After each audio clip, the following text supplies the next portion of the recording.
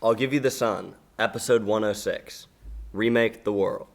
Written by Grant Torre. Based on I'll Give You the Sun by Jandy Nelson. Interior, Jude's room, night. Jude lays under her covers staring at the ceiling, covered in glow-in-the-dark stars. It's another sleepless night. If only there was something to unflip the car. 5 times, according to the eyewitness. Unshatter the windshield, uncrinkle the guardrail, unspin the wheels, unslick the road. Jude carefully gets up and walks towards her open door. Interior, Sweetwine House, continuous. Jude walks down the hallway and passes by a picture of her family just 3 years earlier, when Mom was still alive. She doesn't look at it, but the camera lingers. Something to unbreak the 22 bones in her body, including the 7 in her neck. Interior, Mom's room, continuous. Jude enters Mom's room, and it's exactly as we've seen before, almost waiting for her to return.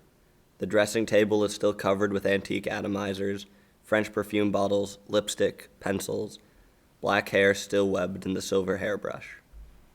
Uncollapse her lungs, unstop her heart, and unhemorrhage her brilliant brain. Jude simply takes a brief glimpse at the room and turns around, back into the hallway and towards her room, drenched in moonlight. Interior, Jude's room, continuous. Jude sits at her desk, turns her lamp on, and flips open her computer. But there isn't. There isn't.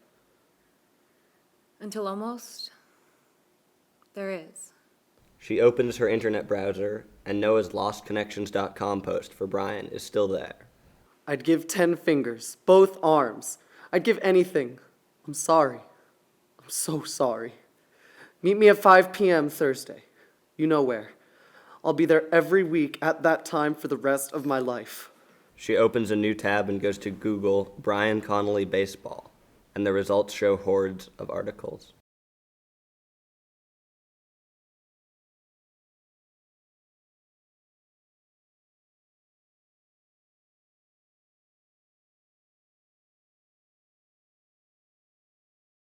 Jude clicks on the last one and reads how Brian came out to his team.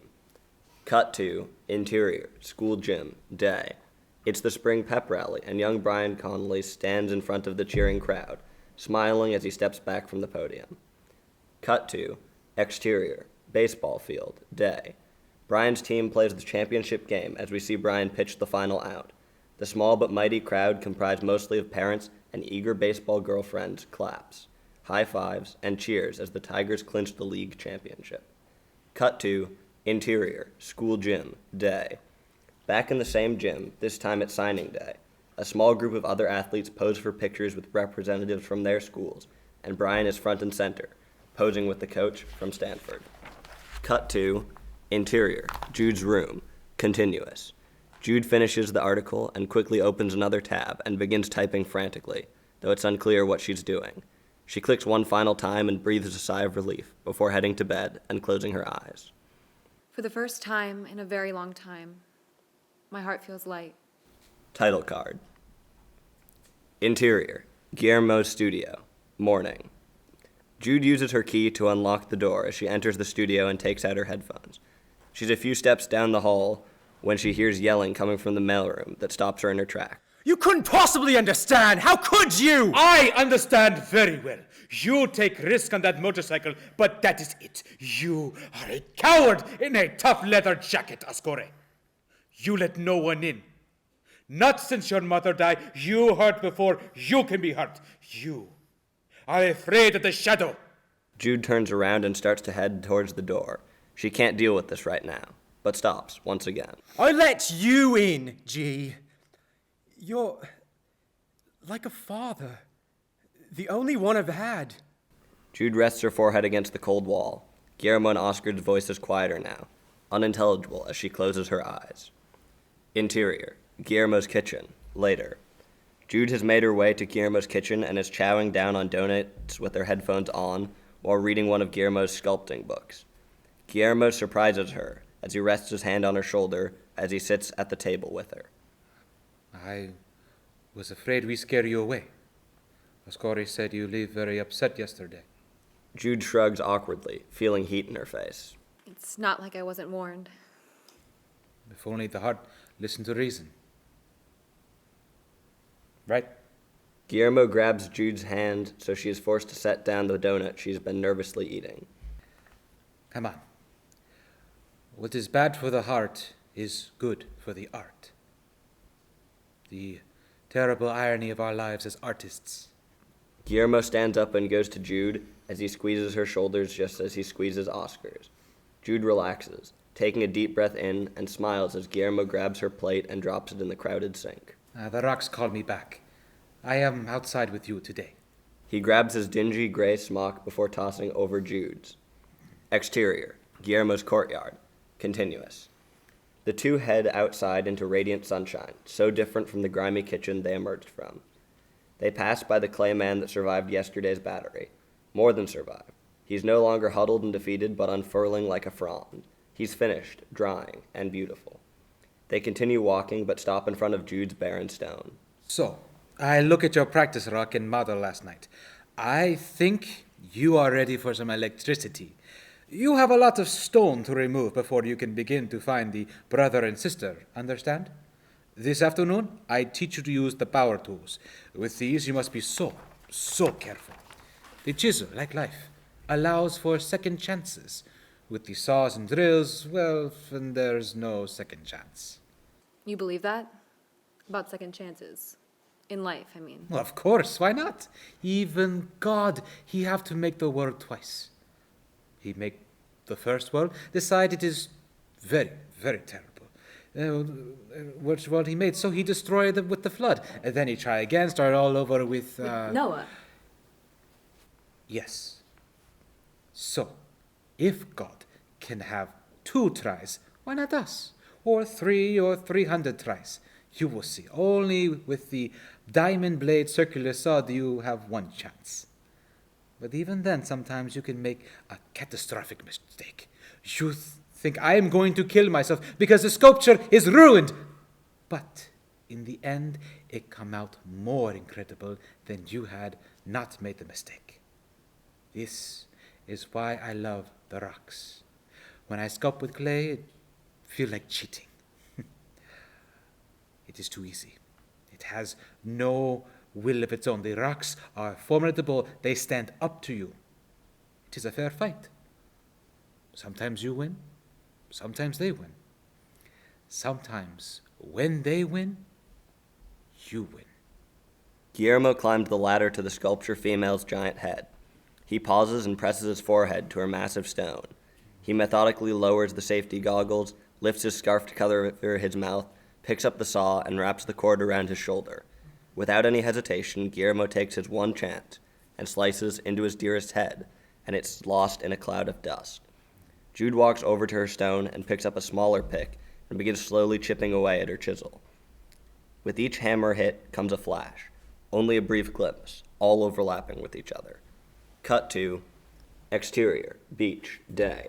A young Zephyr and Jude are making out on the beach in their swimsuits. Jude's phone rings. It's Dad. She silences it and goes back to kissing Zephyr's cold lips. Exterior, Guillermo's courtyard. Continuous. Harder. Harder. Another big hit as the stone chunk comes off. Cut to interior, sweet wine kitchen. Night. Mom towers over young Jude as she slips on her shoes to head to a party, covered in too much makeup and wearing a skirt shorter than Mom is comfortable with. I hate you. Exterior, Guillermo's courtyard. Continuous. Jude drives the chisel hard into a groove and hits it hard with the hammer, taking off a big chunk, then a whole corner, spraying granules onto her goggles and over her exposed cheeks. Cut to exterior, sweet wine house, afternoon. Young Jude, in the same bikini she was wearing with Zephyr before, walks up her driveway in the pouring rain and notices a police car. Exterior, Guillermo's courtyard, continuous. Jude chips into the rock again, hit after hit. The misses bloody her fingers, hitting and missing, hacking away at the stone, at her fingers. Cut to interior, sweet wine house, afternoon. Jude and Noah stand in front of Dad as rain pours outside. All 3 know it has happened, but Dad is too afraid to say the words. Dad begins to cry. Mom, Mom is. Jude throws her hands over Noah's ears to protect him from what she is hearing. Her first reaction is to protect her brother over herself. Her hands hits her brother's ears as, cut to, exterior, Guillermo's courtyard, continuous. One powerful hit, but she misses, slam. Cut to, interior, Noah's room, night. Noah lies curled up on his bed as Jude tries to come over to comfort him. Cut to, exterior, Guillermo's courtyard, continuous. Slam, this time a hit. Another sizable chunk comes flying off the stone.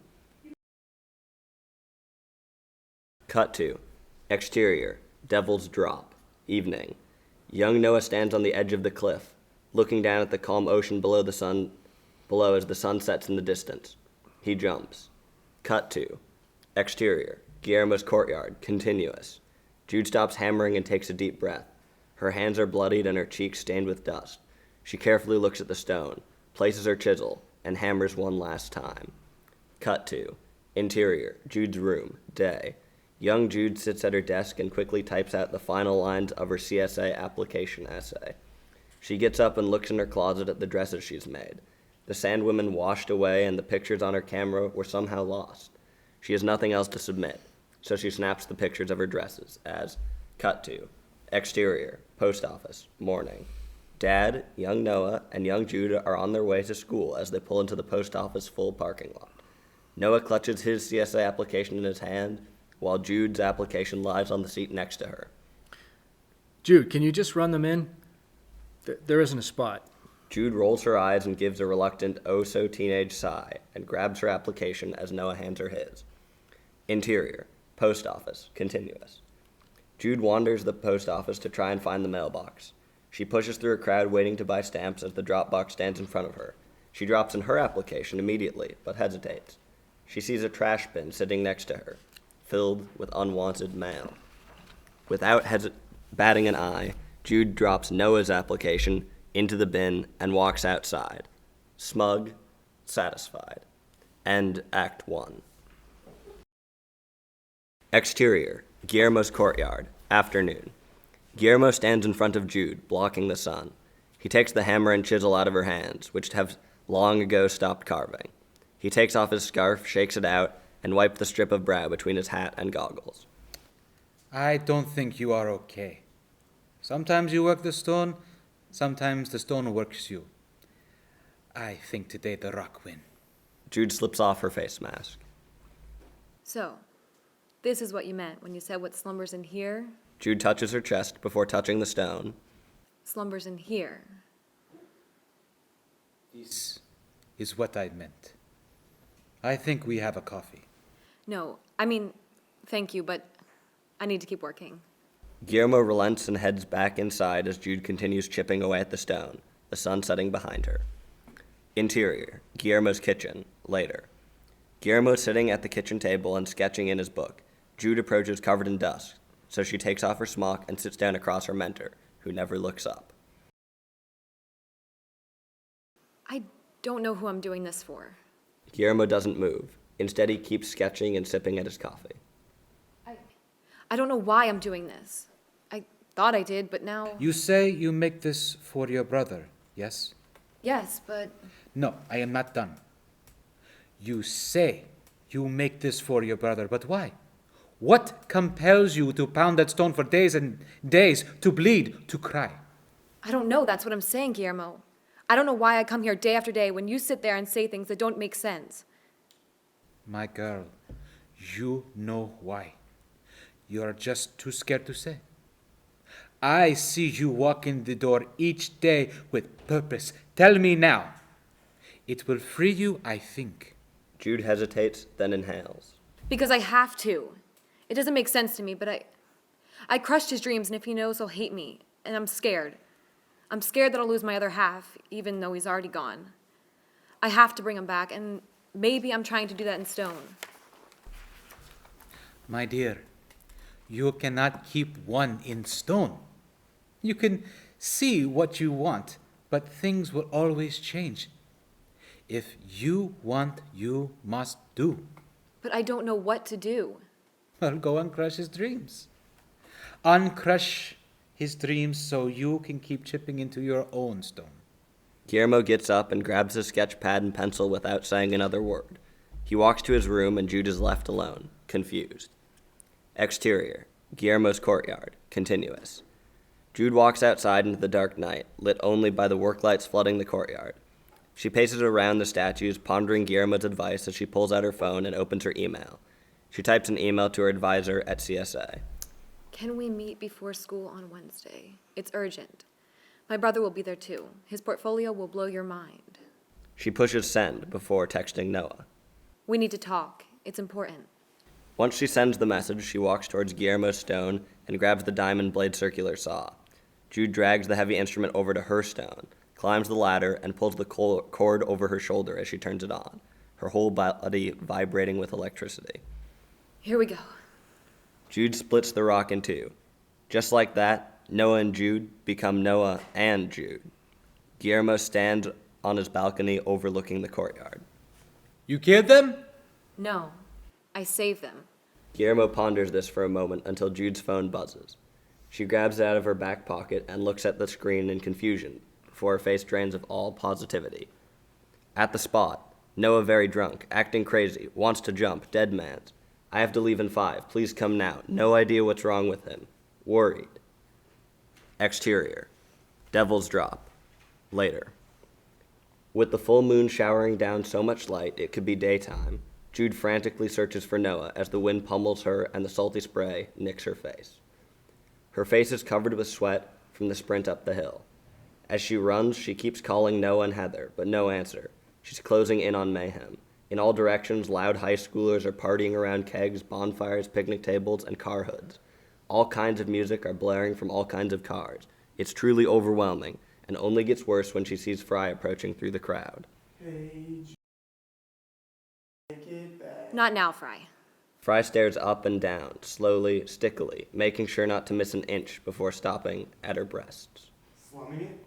Fry takes a slug of beer, then wipes his mouth sloppily with the back of his hand. From the pot. Have you seen my brother? He took off. Zephyr appears behind Jude out of nowhere, immediately silencing the music, the chatter, the wind, and the sea. Cut to exterior, beach, day. Flashback. The same day as when Jude silenced her dad's call.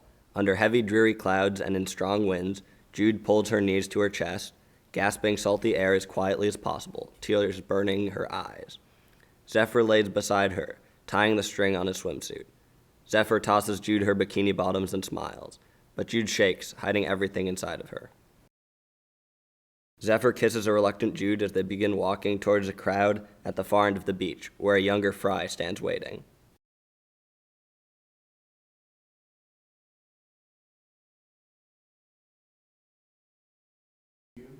Jude spins out of Fry's grip, finally finding the godforsaken word. No! She knees Fry in the balls, hard. She starts sprinting, beginning her mad dash home, with tears biting her cheeks. She runs through the woods and roads, eventually arriving at her house, where a police car sits in the driveway. Cut to exterior, Devil's Drop, continuous. Back to Jude, cornered by Fry and Zephyr. Zephyr steps in front of Jude, eclipsing the car headlights illuminating Jude's face. Jude swallows and faces Zephyr like she was unable to do years ago. So Noah went home? How long ago? Zephyr points to the very top of the bluff, to a ledge that doesn't even have a name, because nobody would dare jump it.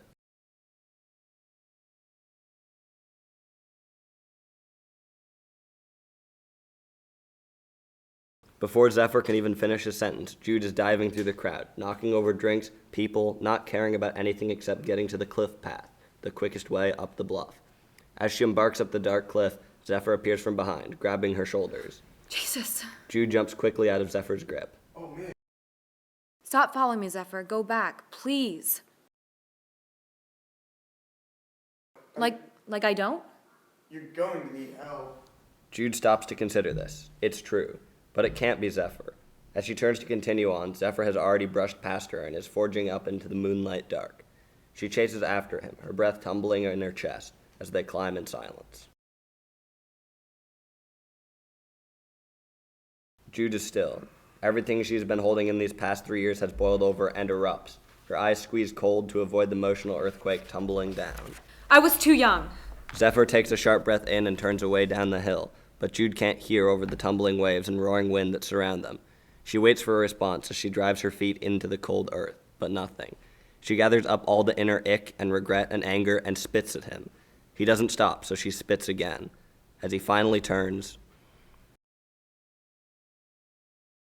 Zephyr runs his fingers through his hair, trying to rid himself of Jude. Don't do it again, to anyone.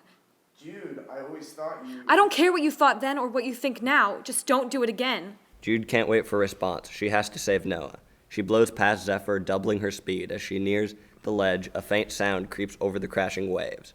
Chanting. A crowd of teens are chanting Jude and Noah's last name. Sweet one, sweet one, sweet one.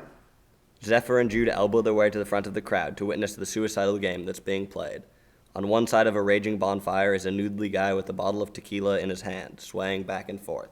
On the other side of the fire is Noah, 10 feet from the ledge. Jude can't wait for Zephyr and immediately goes to tackle Noah, but the crowd boos and she is caught dead in the middle of the match. Sorry to ruin the show, but I have a really great idea. Next time, why don't you have your brother jump dead drunk off this cliff instead of mine? Jude grabs Noah's arm hard and he melts into her as she melts back into him. Hey, don't cry. I wasn't gonna jump. I don't believe you. Jude stares into Noah's eyes and sees the brother she loves. The moment freezes in time, but is still only just a moment. You're right. Noah laughs, then hiccups, clearly drunk. I'm totally gonna jump.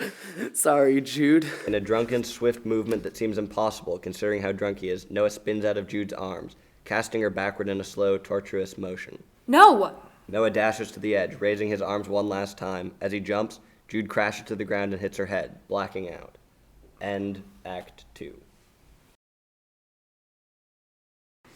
Exterior, cliff, continuous.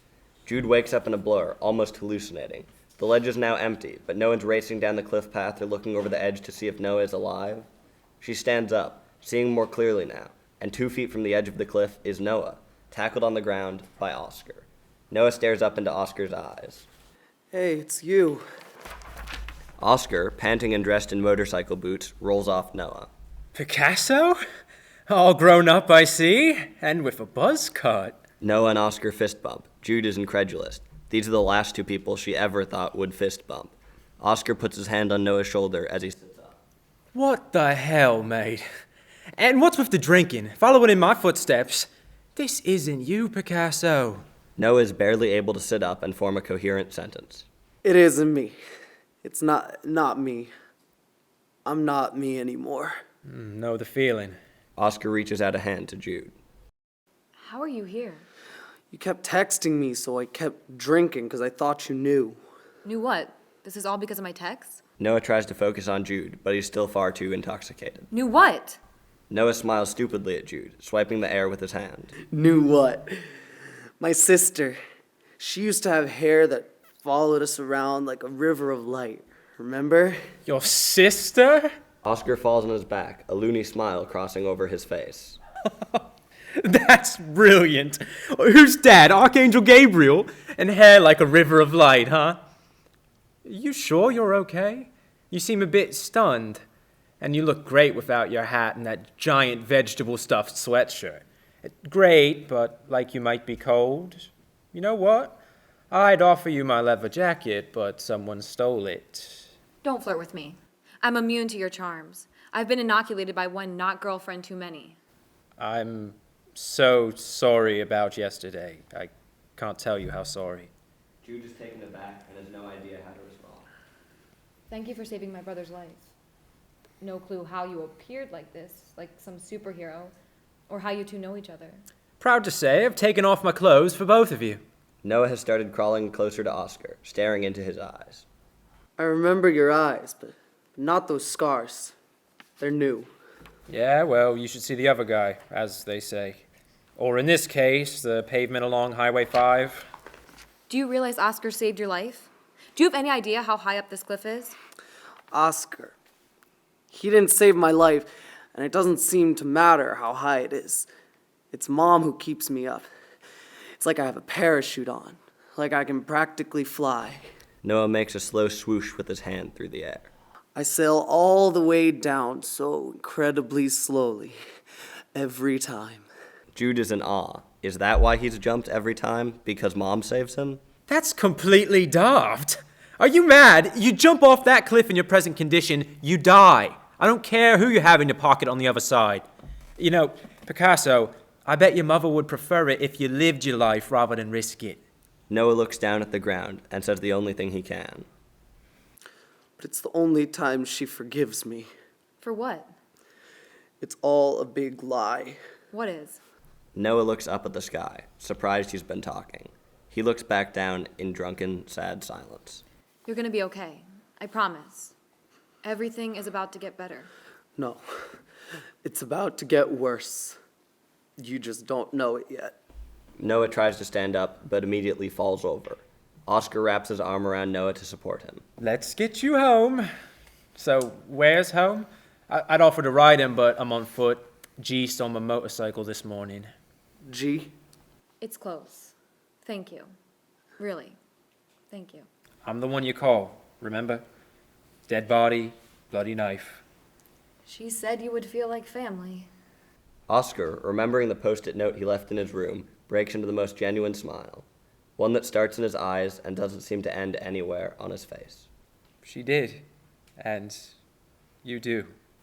Exterior, road, continuous.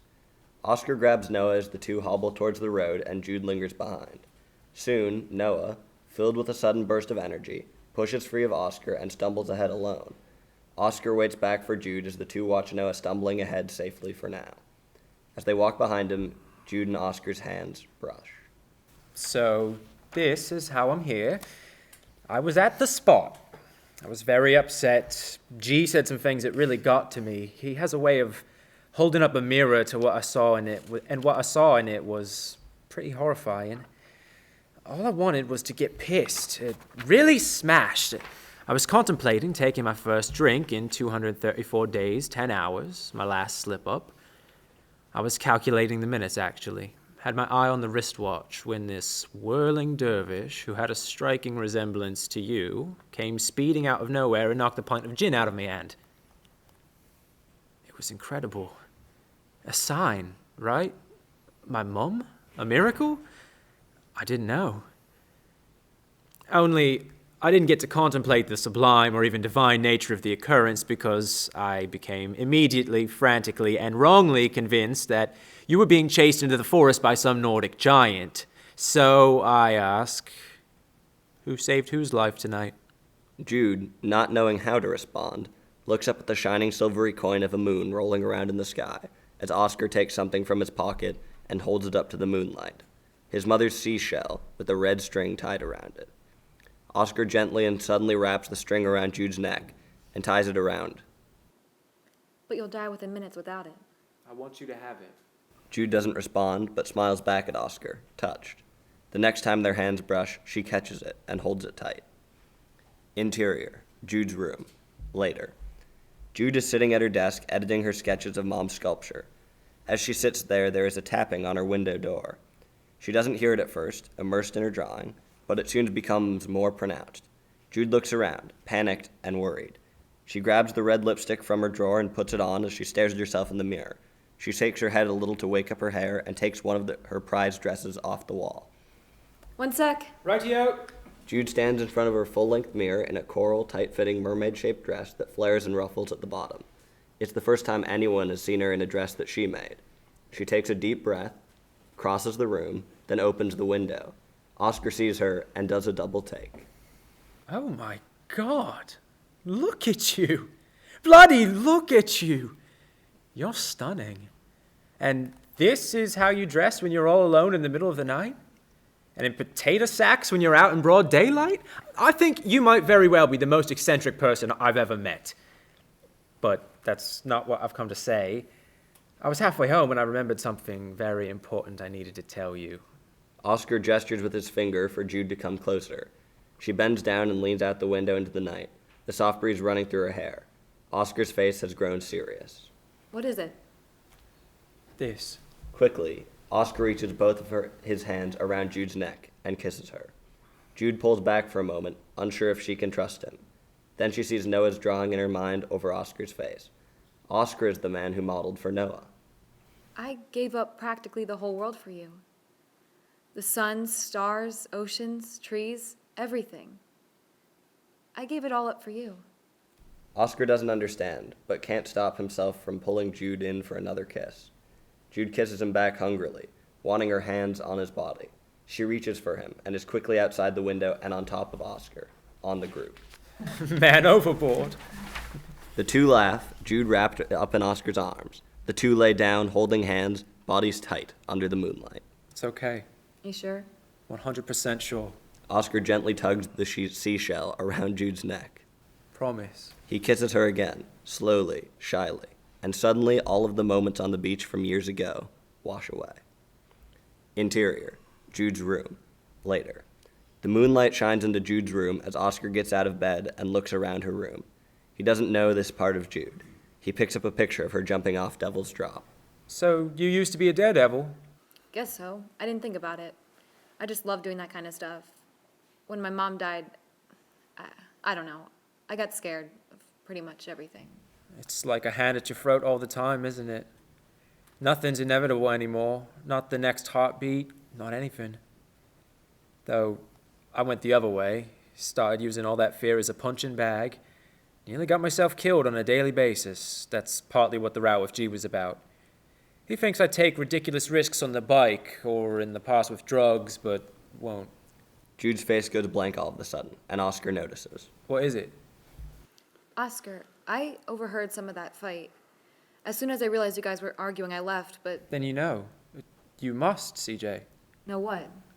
That I'm fucking terrified of you. That I can't seem to keep you out like I can everyone else. That I think you could devastate me. Oscar is back on the bed, Jude in his arms. They're both breathing loudly, fast, in sync. I didn't know. Oscar's lips land hard and urgent on Jude's. I'm so dead. So dead. You're going to obliterate me, aren't you? I know it. You already have. Look at me. Who is this guy? I assure you, no one's ever met this Tempest before. I haven't met him before. And none of what I just told you was really even part of the fight with G, for Christ's sake. I just had to tell you. You have to know, I've never flipped a lid before. Not even close. Not a lid flipper. Oscar. Oscar gently places his palms on Jude's cheek and stares at her intently. Nothing happened with Brooke after you left. Nothing. After I told you that stuff about my mother and me, I totally freaked out and was this total wanker. A coward. You probably heard that fine praise on G's lips. I think I tried to ruin this before. I kept thinking, now that you had a glimpse of the underbelly, of who I really was, you'd... No, it was the opposite. It made me feel closer to you. But I get it. Like, I think the same way. Like, if people really knew me, they could never... I could. The two share a soft, tender kiss. Now that you have the seashell, I'm thinking this is about as much distance as I can safely be away from you at all times. That's why you gave it to me then. My entirely sinister plan. Oscar somehow manages to draw Jude even closer to him. We're Brancusi's The Kiss. Yes, just like it. A perfect fit. Like we're split apart. Split apart. So, Plato talked about these beings that used to exist that had 4 legs and 4 arms and 2 heads. They were totally self-contained and ecstatic and powerful. Too powerful, so Zeus cut them all in half and scattered all the halves around the world so that the humans were doomed to forever look for the other half, the one who shared their very soul. Only the luckiest humans find their split aparts, you see? Jude pauses and stares in Oscar's eyes, suddenly remembering the note she found at Guillermo's. I found another note Guillermo wrote. It was in one of those notepads he has everywhere. A marriage proposal. Yeah, I'm gonna have to take the 5th. Isn't that what you Americans say? He'll tell you all about it one day, I'm sure. I've promised him. I understand. Those two are split apart, though. That's certain. Oscar's hands find Jude's waist. I have a brilliant idea. Let's do it. Let's flip our bloody lids together. Here it is, the rest of it. I was a mess at the spot because I thought I blew it with you. I don't care that G has added a beheading to the list of barbaric punishments for my coming near you. I think my mother's prophecy is real. I look everywhere. I search crowds. I take so many pictures. But I recognized you, only you, in all these years. So, how about it? We'll pop round on hippity hops and talk to ghosts and think we have the Ebola virus and not the common cold, and carry onions in our pockets until they sprout, and miss our moms, and make beautiful things. And ride around on motorcycles, and go to abandoned buildings and take off our clothes, and maybe even teach an English bloke how to surf. Except, I don't know who just said all that. I do. I feel so happy. I have to show you something. Jude reaches under her bed for the torn-up drawing from Noah she traded the world for. So, Noah drew you. Not sure how. You don't know? I used to camp outside the window at that arts high school and draw the models. Jude covers her mouth with her hand. A bad reaction, but it is instinctive. What?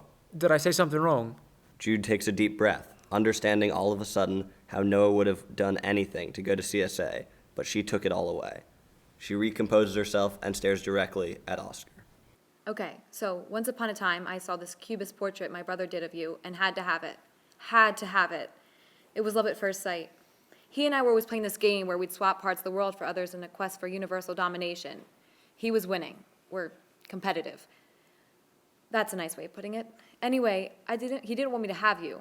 I had to give up almost everything, but it was worth it. I kept you above my bed. I would stare and stare at you and wish you were real and imagine you coming in that window, just like you did tonight. Oscar bursts out laughing. That's incredible. We're absolutely split apart. I don't know if I want to split apart.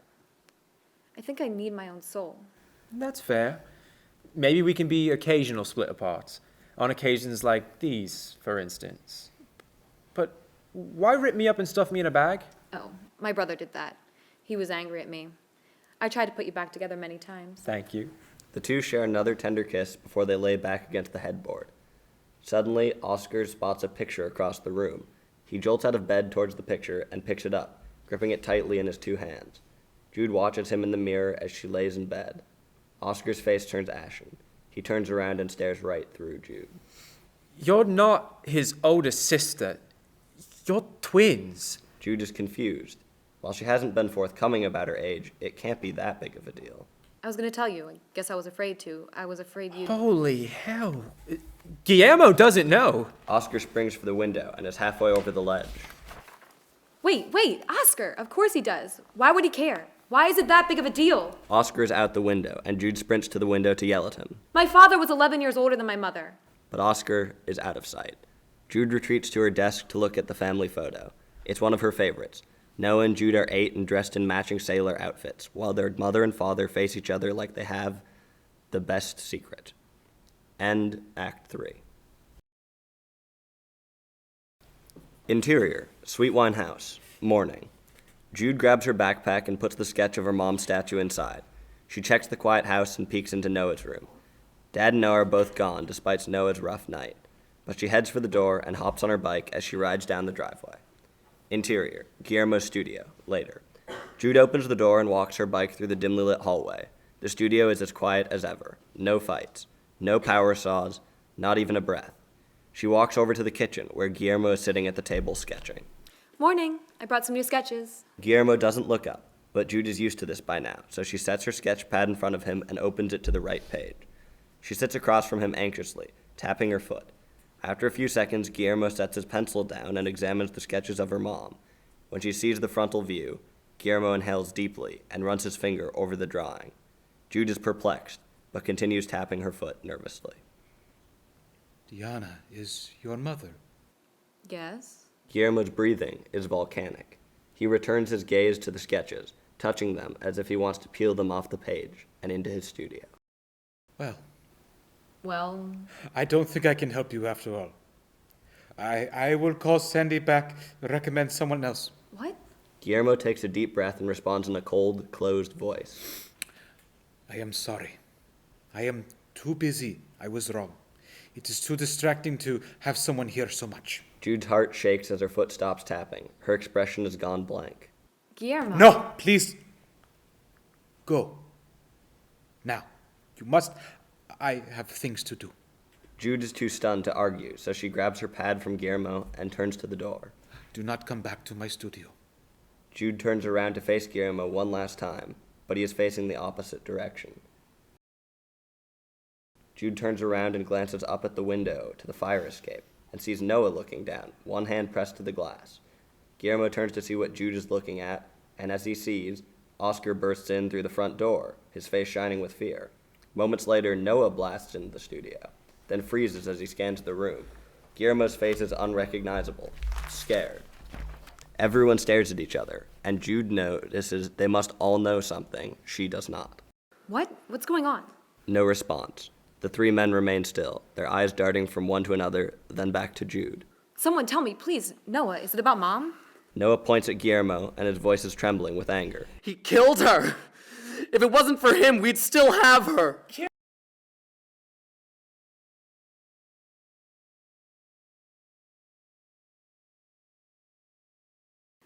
But you said... Jude's voice is sucked out, unable to speak. She tries again. You told us. Noah. Noah is on the verge of tears. The secret he's been holding in for years is overflowing, about to explode out of him. I'm sorry, Jude. She was on her way to ask Dad for a divorce so she could marry Noah turns to Guillermo and meets his eyes. you. Guillermo's mouth falls open, shocked. But Noah, he said. You told me...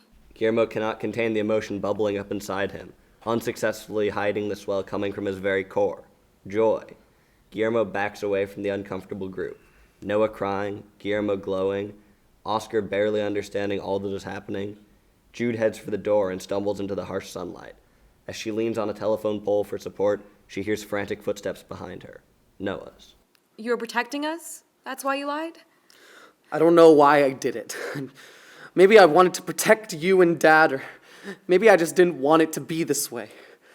I didn't want her to be this way. I knew she didn't want to lie about her life. She wanted me to tell the truth, but I couldn't. I couldn't tell the truth about anything. Noah glares at Jude apologetically. She stares blankly back at him. That's why I couldn't be around you, Jude. It was just so much easier just to blend in than to be me, to face... I think I lied because I didn't want it to be my fault. I saw them together that day. I followed her, and I saw them. And that's why she got in the car. That's why. Noah can barely believe he's saying these words after all this time, and begins to cry. It's not Garcia's fault. I want it to be his, so it doesn't have to be mine, but I know it's mine. I told her I hated her before she left, Jude. Right before she drove away, she was crying. She shouldn't have been driving. I was so angry at her. Jude grabs a frantic, crying Noah by the shoulders. Noah, it wasn't your fault. It wasn't. It wasn't anyone's. It just happened. This terrible thing happened to her. This terrible thing happened to us. Jude and Noah stare into each other's eyes as Jude surrenders to the pain that she has put up a war against for too long. Letting herself feel the terrible surrender to the terrible instead of running from it, Jude falls forward and lets her heart break with Noah, who catches her and holds her. Noah and Jude, Jude and Noah. Exterior, road, later. Noah and Jude are walking home, side by side, their eyes still red from their reunion. So much was going on then. More even than stuff with me. And Brian? Yeah. Mom caught us. But Mom was okay with it, wasn't she? That's just it. She was totally okay with it. One of the last things she said to me was how wrong it is to live a lie, how it's my responsibility to be true to my heart. And then I go and turn her life into a lie. My own, too. And I totally ruined Brian's life. No, you didn't. What do you mean? Ever heard of Google? I did that once. Twice, actually. When? There wasn't anything. Well, there is now. Noah's eyes widen, but he doesn't ask Jude what she knows, so she doesn't offer, figuring Noah wants to find out for himself. Noah increases his pace, speed walking back to his computer, but Jude stops. Noah, I have something to tell you too. Noah turns around as Jude starts talking. I have a feeling after I tell you this, you'll never speak to me again, so First, I want to say how sorry I am. I should have told you ages ago, but I was too afraid I'd lose you forever if I did. I still love you the most. I always will. What is it? You didn't not get into CSA. What I mean is you didn't apply. That day, Jude takes a breath. It's time to reveal her secret.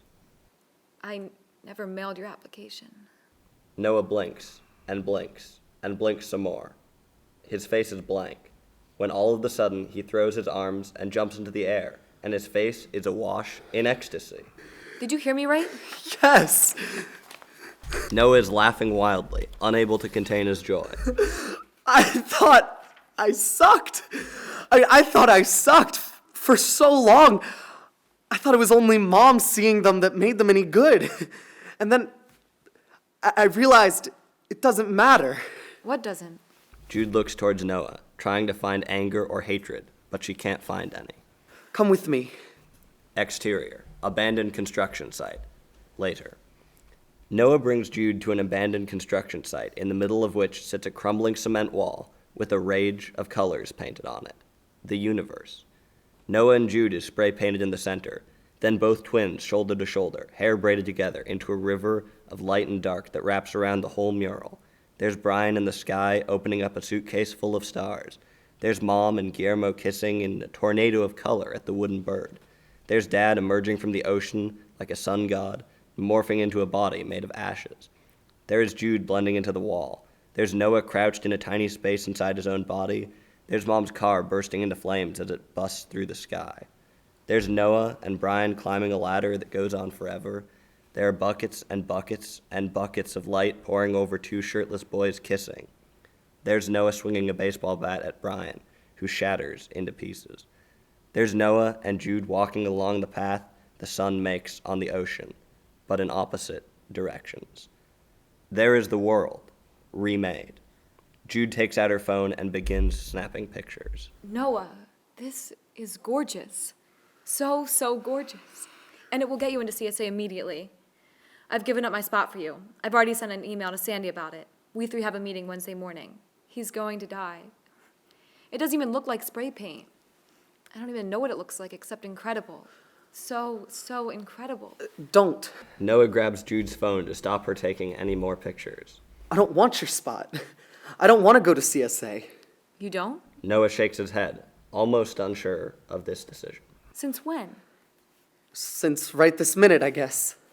Noah.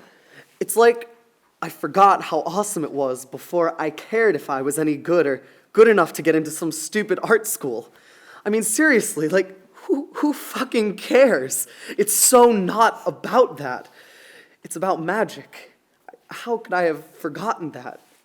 When I figured out you were going to Garcia's, I knew everything was about to blow up, all of my lies. And it's like I blew up. Finally. I couldn't just paint in my head anymore. I had to tell the truth out loud, somewhere, somehow.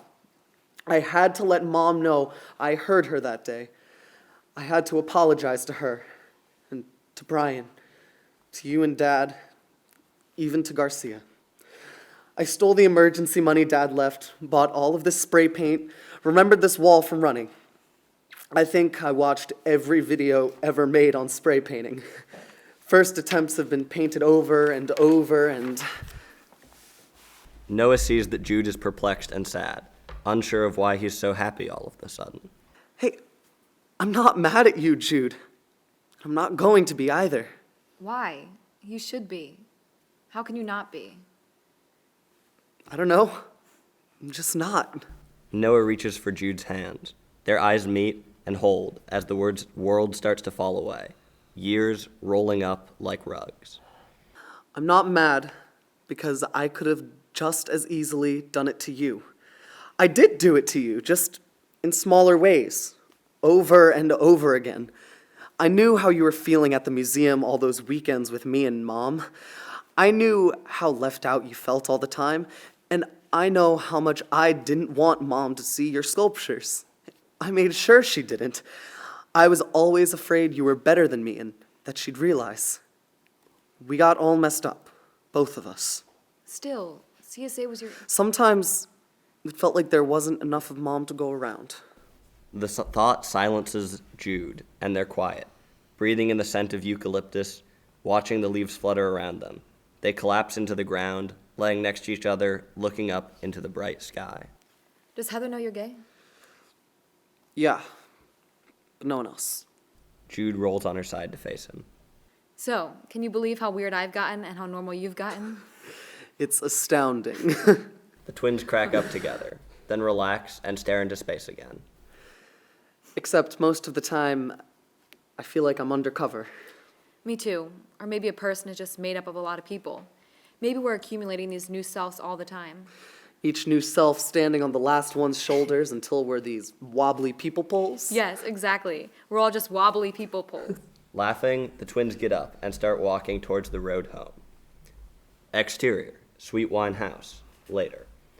Noah and Jude are laughing together as they walk up the driveway, mid-conversation. The sun is setting and the sky is a mix of bright pink and orange, a picturesque day with the twins reunited. That painting in the hallway of his studio, the one of the kiss, I just saw it for a second, but I think Mom made it. You do? I didn't know Mom painted. Neither did I. Like, you were her muse, Noah. You have to tell Dad. Right away. Tell Dad what? At that moment, Dad emerges out the front door, home from his trip. Well, this is a sight for sore eyes. Sore, tired, traveling eyes. I saw you two running into the woods, hand in hand, when I drove by in the cab. It was a time warp. The twins are shocked and don't know how to respond. They're caught, but neither spilled the secret. What is it, son? What do you need to tell me? End Act 4. Interior, Sweet Wine House, evening. Noah, Dad, and Jude are sitting around the kitchen as Noah and Dad cook dinner. Jude is sketching sculptures she hopes to make. Another of Mom, one of Dad and Grandma Sweetwine fighting, and one of Noah as she sees him now, proud, strong, and loving. When Noah told Dad the truth about Mom and Guillermo, Dad simply said, Okay. Yes. That makes more sense. Dad and Noah chop vegetables together, laughing and talking about his artwork. he didn't burst out of granite like Noah or have oceans break inside of him like I did. But I can see that the storm inside his face is quelled. Things finally make sense. Exterior, Sweet Wine House, later. Dad has put on some jazz as he pulls a pie out of the oven. Noah and Jude are sitting on the patio, reading under the moonlight as he brings out the baked goods to them. Noah and Jude dig in as Dad embarrassingly tries to dance to the jazz out on the patio as the twins roll their eyes. That's not to say everything went well. Let's just say I'd rather spend the remainder of my life in a medieval torture chamber rotating from head crusher to knee splitter to the rack than see that look on Dad's face when I told him about the CSA. But somehow it's us again, with a few motley additions to our wobbly people poles, but the imposters have left the premise. Dad doesn't quite get the twins to join his dancing, so he settles down to join in the eating of the pie on the patio. Interior, Sweet Wine House, later. Noah, Jude, and Dad are playing an intense game of Monopoly at the kitchen table when Oscar walks in unexpectedly. Sorry to interrupt. I knocked, no one answered. The door was open. Jude and Noah stare at Oscar. There is an intense deja vu to the time Brian entered almost the exact same way. It's okay, we never hear the door. Jude walks over to Oscar, taking his arm. Oscar stiffens at her touch. Dad, this is Oscar. Dad gives Oscar a once-over that is neither subtle nor generous. Hello, Dr. Sweetwine. Oscar Ralph. Oscar holds out his hand, which Dad shakes, tapping him on the back with the other. Hello, young man. And I'm emphasizing the man part intentionally. Noah laughs into his hand and then tries to pass it off as a cough. About that, can we talk for a moment? Jude follows an uncharacteristically grim Oscar onto the front stoop. His face is grim. So, I don't know if it's okay to talk about this, so stop me if it's not. I knew your mother well.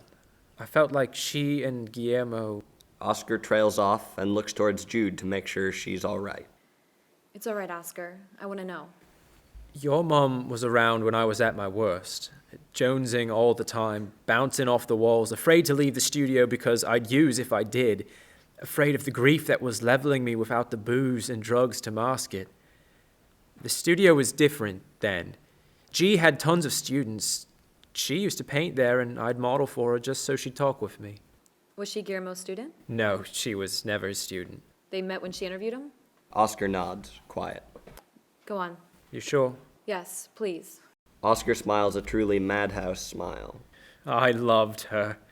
It was she more than G who got me into photography. The strange thing is we used to sit and talk in that church where you and I first met. That's why I go there so much. It reminds me of her. We'd sit in the pew and she'd go on and on about her twins. I mean, on and on and on. Especially about you. Really? Oh, yes. I know so much about you, you have no idea. I've been trying to reconcile the two girls in my mind, the Jude your mother talked about and the CJ I was falling in love with. She always joked that I wasn't to meet you until I'd been sober for 3 years and that you were at least 25, because she was certain we'd fall head over heels in love, and that would be that for the both of us. She thought we were kindred spirits. Oscar takes Jude's hand and kisses the back of it, then rests it back on her lap. She was right, I think. But what? Because the butt here is killing me, Oscar. He looks away from her. But it's not our time. Not yet. No, it is our time. It absolutely, most definitely our time. I know you know it is too. It's Guillermo making you do this. No, it's your mother making me do this. You're not that much older than me. I'm 3 years older than you, which is a lot now, but won't always be. But you'll fall in love with someone else. It's much more likely you will. Not possible. You're the guy in the portrait. And you're the girl in the prophecy. My mother's prophecy too, it seems. You're still in high school. You're not even sodding legal, which didn't occur to me until Guillermo pointed it out a few hundred times last night. We can be great friends. We can bounce around on hippity hops and play chess and I don't know what. I'll wait for you. I'll live in a cave or become a monk for a few years, wear a robe, shave the head, the whole bit. I don't know. I just really need to do the right thing here. And the right thing is turning our backs on what might be the love story of our lives? The right thing is denying destiny? Denying all the forces that have conspired to bring us together? Forces that have been at work for years now? No way. My mother, who is about to upend her life for love, and my grandmother, who calls God himself Clark Gable, would not want this. They want us to run towards each other. I ended the boycott for you. I gave up practically the entire world for you. And for the record, a 16-year-old girl and a 19-year-old guy are probably at the exact same maturity level. Furthermore, Oscar, no offense, but you're frightfully immature. Oscar laughs and Jude pushes him down, climbs over him and straddles him, holding his hands over his head so he's helpless. Jude. You know my name. Jude is my favorite of all the saints. Patron saint of lost causes. The saint to call on when all hope is gone. The one in charge of miracles. You're kidding. I kid you not. My new role model, then. Oscar inches up Jude's tank top as his fingers traces her chest. He holds Jude's gaze, watching what his touch is doing to her.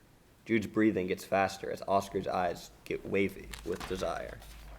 I thought you had impulse control issues. Totally in control here. Is that so? Jude slips her hand under his shirt, lets them wander, feels him tremble.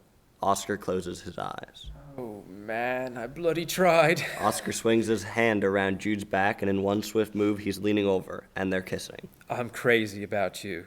Me too. And I'm going to be crazy about you for a very long time. Me too. I think that Oscar is the most brilliant bloke I've ever met. Not to mention way hot. And ladies and gentlemen, what a lean he has. Exterior, Guillermo's studio, afternoon. Noah and Jude are outside Guillermo's studio, apprehensive about entering. I feel like we're betraying Dad. We asked Dad. I know, but I still feel like we're supposed to challenge Garcia in Dad's honor. That would be funny. Noah grins and shoulder bumps Jude. Yeah, it would. They knock and wait impatiently, but Guillermo doesn't answer. Unwilling to wait, Jude finds the key from under the doormat and lets herself and Noah in. Interior, Guillermo's studio, continuous. As they enter, Jude is shocked. Everything is clean. The floors are mopped, the mailroom is pristine, the dishes are all put away. Noah sees the painting of the kiss on the wall. That's where I saw them that day. This is the wooden bird. You see it? Maybe they went there a lot. Guillermo emerges from upstairs with a broom and a dustpan. We did. My mother painted this. Yes. She was good. Yes. She wanted to be a painter?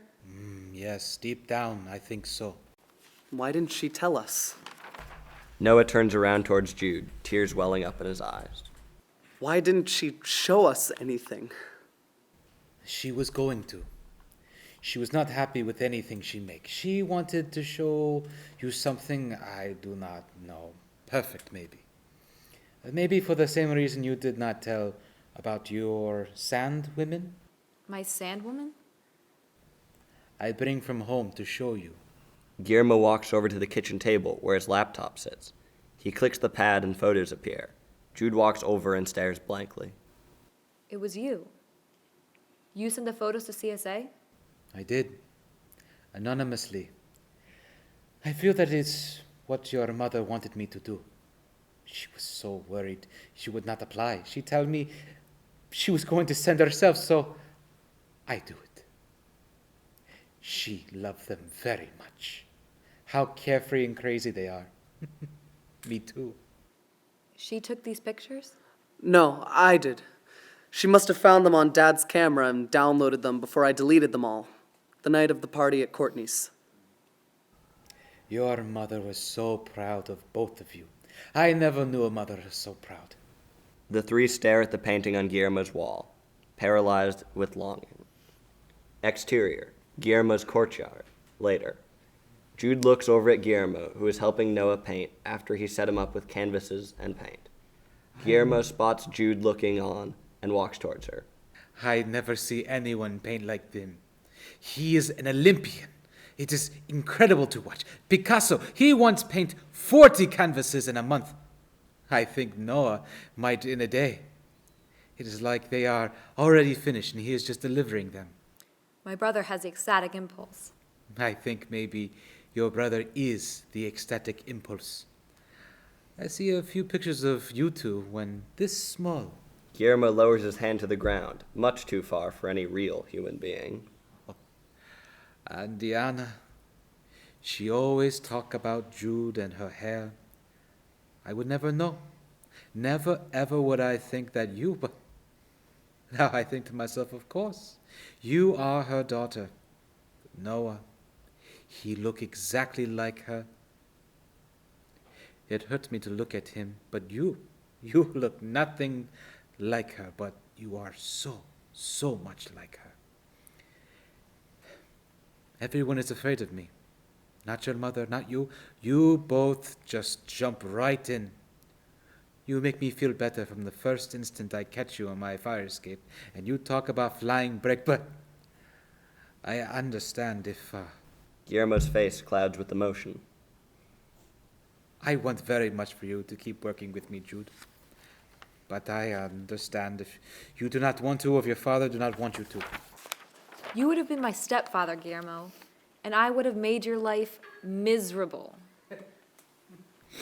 Oh, yes. I can see it. You would have been the holy terror. Jude smiles, with a tinge of guilt because of Dad. She turns towards her clay model, caressing her mother's shoulder into shape. It's like some part of me knew. I don't know what I knew, but I knew I was supposed to be here. You made me feel better, too. So much better. I was so locked in. This is what I think. I think maybe Diana, she break your bow so you can find a stone carver. Yeah, me too. Jude returns to her sculpture as Guillermo pauses to watch her, then walks back across the courtyard towards Noah. Exterior, Sweet Wine House, day. Jude and Noah are on the front step, peeling off their wetsuits, back from a long day of surfing at the beach. As they dry off, Jude keeps her eyes peeled on the trailhead across the street. Because who knows? Who knows anything? The sky is a carnival of color as Noah and Brian walk out of the forest, hand in hand. Who knows who's pulling the strings, or what is, or how? Brian notices Dad and Jude and shrugs his hand away, but Noah immediately finds it again. At this, Brian's eyes squint up and his face cracks open in a heart-crushing smile. So we grapple with the mysteries, each in our own way. Oh. Oh, I see. Okay. Yeah, I didn't realize. I mean, I thought Heather and, this makes more sense. It does. Jude notices a ladybug has landed on her arm. She stares at it as the world grows further away, pulling back to reveal Noah and Brian in the forest, Dad and Jude heading inside, and the waves crashing off Devil's Drop, as they always have and always will. Quick, make a wish. Take a second or third or fourth chance. Remake the world.